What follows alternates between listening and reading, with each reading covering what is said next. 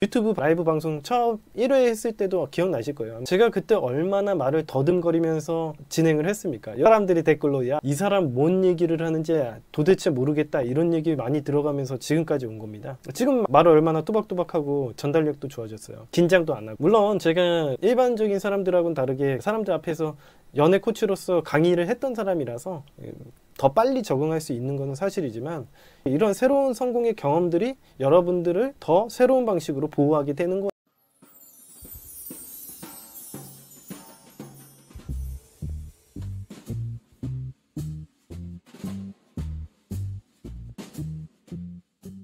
회피하기 악습, 이 두려움을 극복하는 법.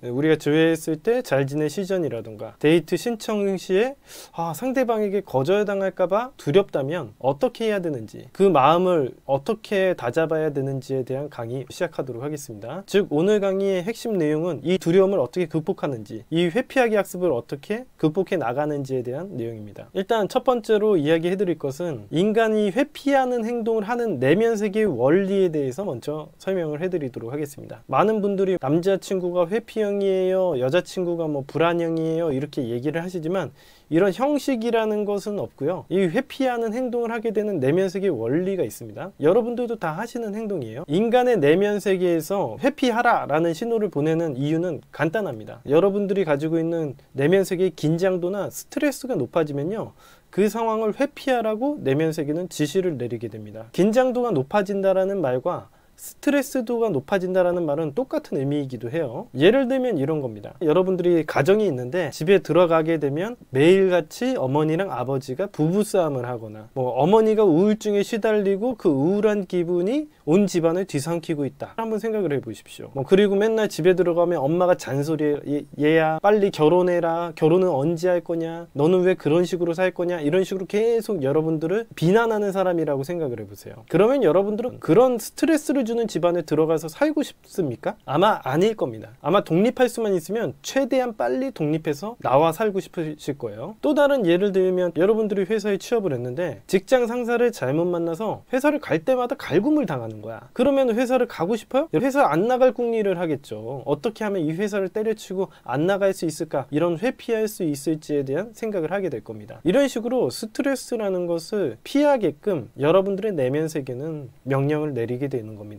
근데 이게 연인 간에도 마찬가지예요. 저희 상담에서도 상황적인 스트레스나 관계적인 스트레스로 인해서 스트레스가 과해지면 남녀 둘 중에 한 명이 서로 너무 성격이나 성향이 안 맞는다고 생각하고 헤어지자고 하거나 권태기가 왔다고 헤어지는 경우가 99.99%입니다. 여태까지 제가 미루크의 생존연애 456화를 하고 있지만 여러분들이 스스로가 다 증명해 내신 내용이에요. 여러분들 다 헤어질 때 어떻게 헤어집니까? 이런 스트레스가 없으면 헤어지지 않아요. 여러분들이 스트레스가 없다는 건 스트레스가 없고 행복한데 헤어지자고 얘기한다? 그런 일은 없습니다. 여러분들도 경험을 해보셨지만 첫사랑에 실패한다거나 연애를 오랫동안 이어나가다가 갑자기 헤어짐을 당한다던가 그러면 이별에 대한 스트레스를 받게 되겠죠. 이 이별에 대한 스트레스가 심각하면은 여러분들이 이런 얘기도 합니다. 나 이제 두 번 다시 사랑 안 한다고. 두 번 다시 사랑하네 이런 노래도 있잖아요. 실제로 제가 노래를 잘하는데 아무튼 두 번 다시 사랑 안 한다라는 얘기도 하기도 하죠. 이런 것들도 회피하는 행동 아니겠습니까? 이렇듯이 내면의 세계는 스트레스나 긴장도가 높아지면 그 상황이나 그 사람을 회피하도록 명령을 내립니다.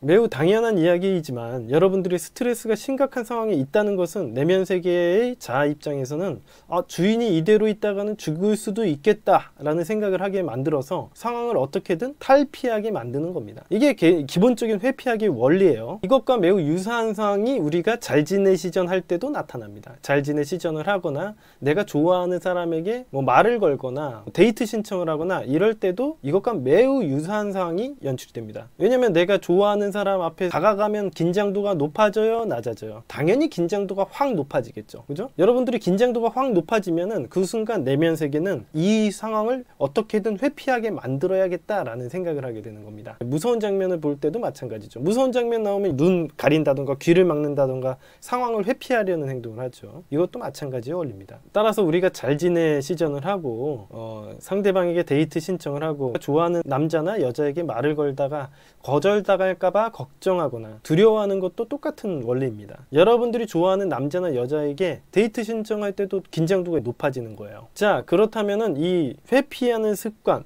이 거절에 대한 두려움을 극복하는 방법 어떻게 해야 되는지 지금부터 이야기해 드리도록 하겠습니다. 제가 중독 현상 클립 영상 올려드렸던 거 기억나시죠? 한 번씩들 다 보셨을 텐데 중독 현상에서 이야기를 해드렸다시피 여러분의 내면 세계의 자아의 판단은 24시간 CCTV로 여러분들을 철저히 감시하고 데이터를 수집해 가지고 여러분들의 경험을 바탕으로만 판단을 내립니다. 예를 들어서 여러분들이 한 번도 100명이라는 많은 사람 앞에서 발표를 하거나 프레젠테이션을 하거나 강연을 해본 경험이 없어. 그러면 당연히 그 강단에 올라가서 강연을 할 때는 긴장을 하게 되겠죠. 벌벌벌 떨겠죠. 그죠? 더 축소해서 이야기를 하더라도 여러분들 이런 경험 있으셨을 거예요. 대학교에서 발표 시간이 있죠. 그 조별과제 발표만 하는 것만 하더라도 발표 안 해본 사람은 어떻게 해요? 긴장해서 떨고 야 네가 해. 나는 못해. 난 죽었다 깨어나도 그건 못해. 이렇게 하면서 회피하려고 하잖아요. 면접 때도 마찬가지고요. 떨고 긴장하고 여러분들이 생각한 대로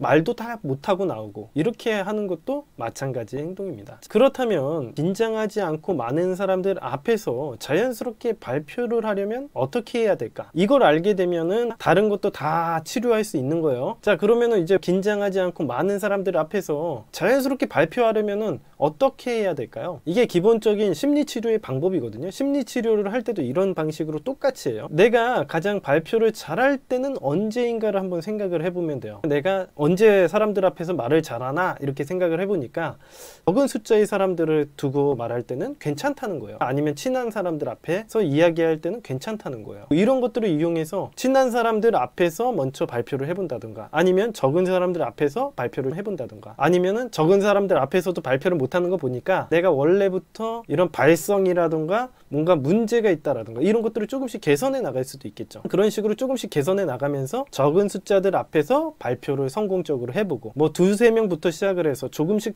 발표를 하는 데서 성공적인 경험을 쌓다 보면 아 두세 명 앞에서도 내가 이렇게 당당히 이야기를 할 수 있는 거 보니까 아, 3, 4명도 괜찮고 5명이면 어때? 10명이면 어때? 2, 3명 앞에서 했을 때처럼 똑같이 하면 되잖아요. 그렇죠? 이런 식으로 조금씩 숫자를 늘려가는 것이 성공을 하는 지름길일 겁니다. 심리치료도 똑같은 방식으로 해요. 예를 들어서 내가 대구 지하철 사건이나 이런 것들을 당해서 죽다 살아났어. 그러면 그거에 대해서 괜찮게 만들려면 안전하다고 생각하는 영역부터 조금씩 경험을 해나가서 내가 안전하고 괜찮다라는 걸 경험해 나가시는 거예요. 자, 그런 방식으로 심리치료도 하는 겁니다. 마찬가지로 재회를 하는 내담자 들이 헤어지고 난 후에 잘 지내냐고 연락을 하면 거절당하거나 망신만 당할 거라고 생각을 합니다. 즉 실패할 거고 긴장하고 떨고 안 하려고 하는 거예요. 이게 내면 세계에서는 야 이거 너 되게 긴장되는 일이고 너한테 스트레스가 많은 일이니까 하지마 라고 회피하도록 내면 세계의 자아가 명령을 내리는 겁니다. 즉, 제 카테고리아 후에 잘 지내시더니 실패할 거라고 자꾸 얘기합니다. 이게 단순히 자기들만의 경험으로 저는요 누가 잘 지내라고 연락 오면 저는 되게 싫던데요. 이렇게 얘기를 하는 건 내면 세계가 여러분들을 회피하게 만들려고 그런 행동을 할 수도 있는 거잖아. 그래서 제가 실험을 해보면 알 수 있다고 이야기를 합니다. 본인의 경험이 어떻든 간에 상관없이 전 남친의 성향은 냉담하고 단호해가지고 절대 그런 걸 허락하지 않고 괜히 봉변만 당할 거예요. 이런 얘기는 하지 말고 나는 싫던데요. 저는 싫으니까 상대방도 싫지 않을까요? 이런 얘기 하지 말고 일단은 실험을 해보자는 거예요. 전 남친이나 전 여친이랑 재회를 하고 싶으면 전전 남친이라든가 전전전 남친 혹은 썸남, 썸녀들 전전 여친 이런 애들을 다 포함해서 적어도 5명 정도의 표본을 모은 다음에 잘 지내시전을 실험을 해보면 알 수 있습니다. 한번 경험을 해봐야 알 수 있는 거죠. 실제로 제 네이버의 미루코의 생존연애 카페에 가입을 해보시면 아시지만 많은 사람들이 자발적으로 실험을 해서 성공을 해놓은 경험들을 공유하고 있죠. 실제로 요즘에 실패 확률이 없어요. 실패한다고 얘기한 사람이 드뭅니다. 네이버 미루코의 생존연애 카페에 활동하시는 분들이 여기 유튜브에서도 계시니까 제가 하는 말이 거짓인지 진실인지 다들 아시잖아요. 그렇죠? 여러분들이 다 경험을 해보셨잖아요. 다 잘 되잖아요. 근 몇 달간은 실패를 본 적이 없어요. 자, 이런 식으로 새로운 성공의 경험을 쌓게 되면 이전보다는 더 자신감이 생기게 되는 게 당연한 일이겠죠. 그죠? 여자나 남자에게 데이트 신청을 하는 것도 마찬가지입니다. 여자 경험이 없는 대부분 남자들이 거절당할 거라고 생각해요. 길거리에서 지나가는 여자들이나 내가 좋아하는 여자들에게 말을 걸면 나를 벌레 보듯 생각하고 거절당할 거라고 남자들도 생각을 합니다. 그래서 여자들에게 이렇게 막 용기 있게 다가가는 남자들이 별로 없어요. 여러분들 전 여자친구한테 연락할 때도 어떻게 해? 술 먹고 연락하잖아.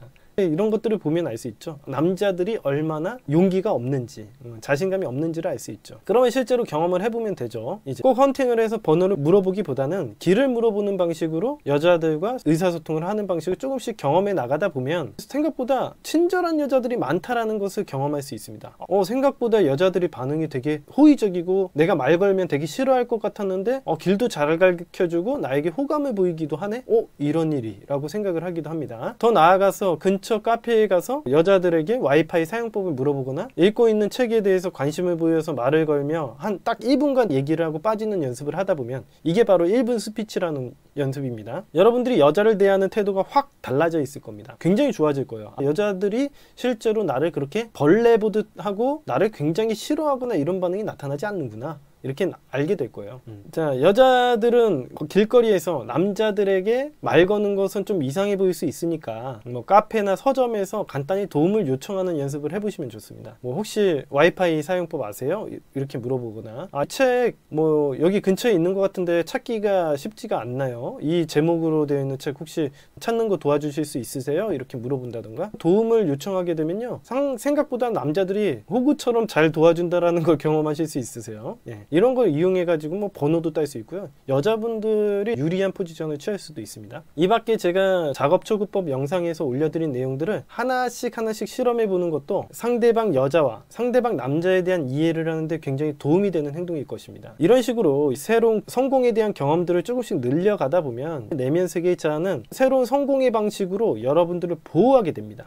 내가 안전한 범위를 세이프티 존이라고 하거든요. 세이프티 존을 조금씩 바꿔가면서 하는 거죠. 이제부터 우리 주인은 발표에 대해서 익숙한 사람이라는 걸 경험해서 알 수 있겠죠. 그러면 여기는 되게 우리 주인에게는 안전한 공간이다, 이런 것들을 알 수 있겠죠. 예를 들어서 저만 하더라도요, 자, 유튜브 라이브 방송 처음 1회 했을 때도 기억나실 거예요. 아마 시즌 1 1회를 보시면 알잖아요. 아직도 그 자료가 남아있죠. 제가 그때 얼마나 말을 더듬거리면서 진행을 했습니까? 여러분들 그 방송 보시면은 이걸 방송으로 하는 건지 엄청 욕먹었어요. 저 그때 사람들이 댓글로 야, 이거 이 사람 뭔 얘기를 하는지 도대체 모르겠다, 이런 얘기 많이 들어가면서 지금까지 온 겁니다. 이런 새로운 성공의 경험들이 여러분들을 더 새로운 방식으로 보호하게 되는 거예요. 내가 안전하다고 생각하는 영역들을 더 늘려갈 수 있게 도와주게 되는 겁니다. 그렇기 때문에 상대방을 비난하거나 스스로 자책을 하지 말고 무엇이 여러분을 두렵게 만드는지 솔직하고 합리적으로 인정한 다음에 잘 지낼 시전이나 마음에 드는 이성에게 접근하는 일 때문에 여러분이 실제로 어떤 위험에 처할 일은 없다라는 걸 깨닫기 바랍니다. 정말 죽을 것 같은 공포를 느끼지만 실제로 죽지 않는다라는 거, 여러분 스스로 두려움에 맞서고 잘못된 습관에 길들여져 있다는 걸 깨닫기 바랍니다. 두려움의 감정은 밖에 있는 게 아니고 여러분 안에 있습니다. 죽음과도 같은 이 두려움의 감정을 극복해내야 여러분들이 성인으로서 한 발자국 더 성장해 나갈 수 있는 것입니다. 자, 오늘 방송 여기까지 하도록 하겠습니다.